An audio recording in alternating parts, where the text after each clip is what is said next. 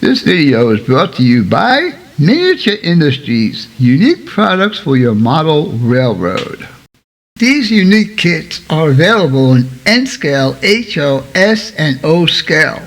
For more information on these kits, visit his website, link will be in the description. And don't forget to use the code 15 at checkout for a 15% discount.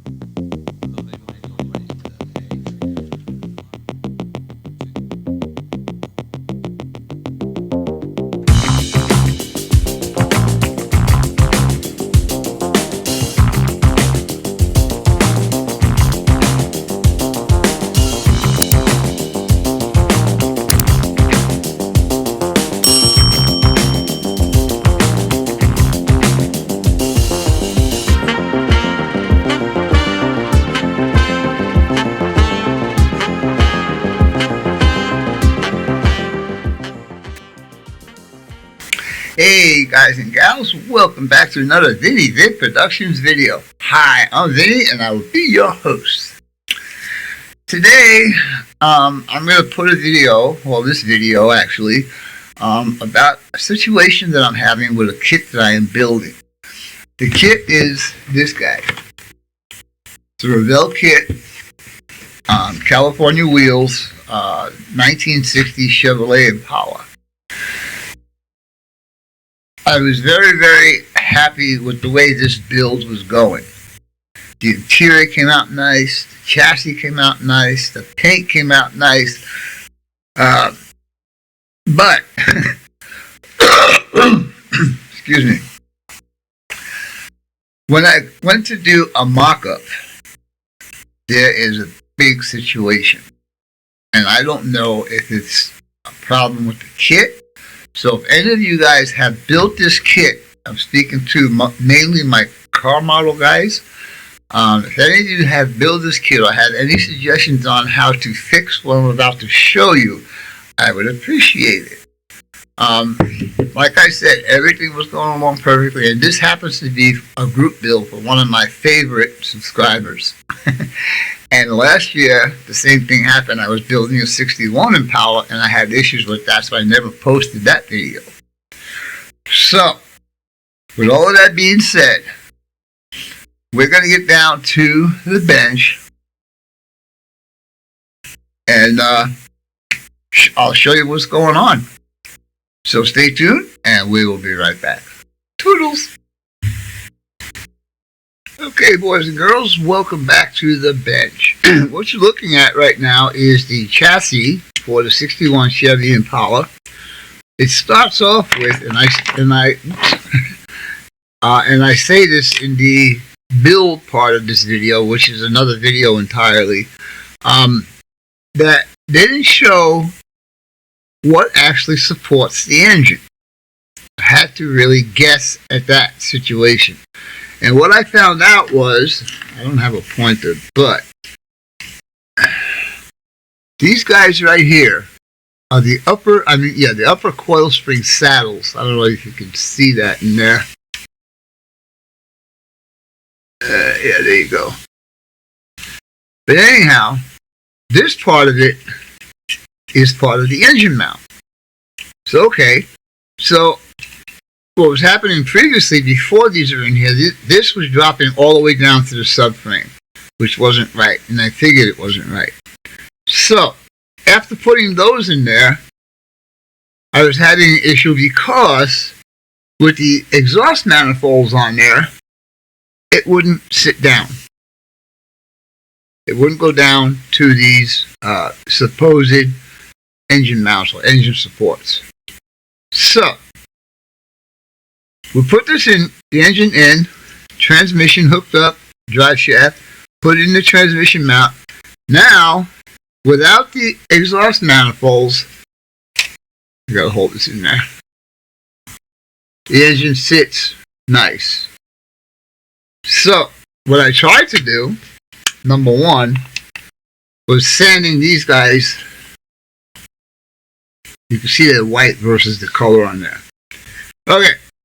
So, experimentation, I took the exhaust manifolds off, and I put the engine in where it goes, hook up the drive shaft, and put the transmission in the transition mount.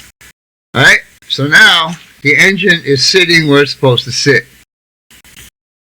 Now, the interior, which is complete, and I was very proud on how this came out because there was a lot of little extra, all the window cranks, all added parts.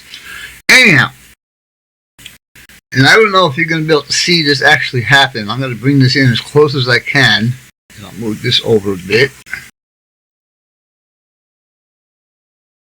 Here's the interior tub. It's got these two I don't know what to call it, but anyhow, they fit in these two spots down here. Okay? Did I just move that? Yes. Okay. So, when I go to put this in, now watch the engine. When I go to put this in, okay, it's not sitting down all the way. When I push it, did you see the engine move forward? Okay. Now, the next situation is because the engine moved forward, and I don't know if you guys are going to be able to see this, but it disconnected from the drive shaft. Okay, alright, so now, I just knocked the steering wheel off. How wonderful. So now, let's say the engine and the interior fit, okay? Now, take the body, and the body is in color. I told you guys that already. Let me back this out a bit. Okay, I'm going to tape the interior in so it doesn't move when I try to do this.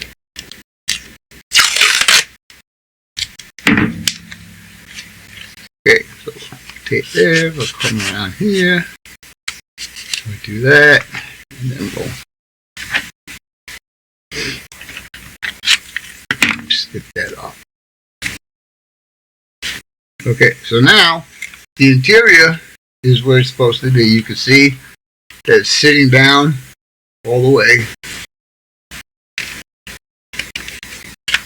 Okay. I wasn't sitting down all the way. I want to make sure that this is right. Okay. Now we're sitting down all the way. Okay. So now, we go to put the body on, and it fits very nicely, as a matter of fact. Let me get this back end in. Hold on.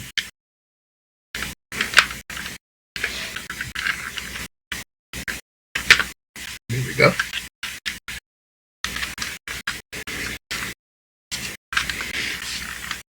Okay.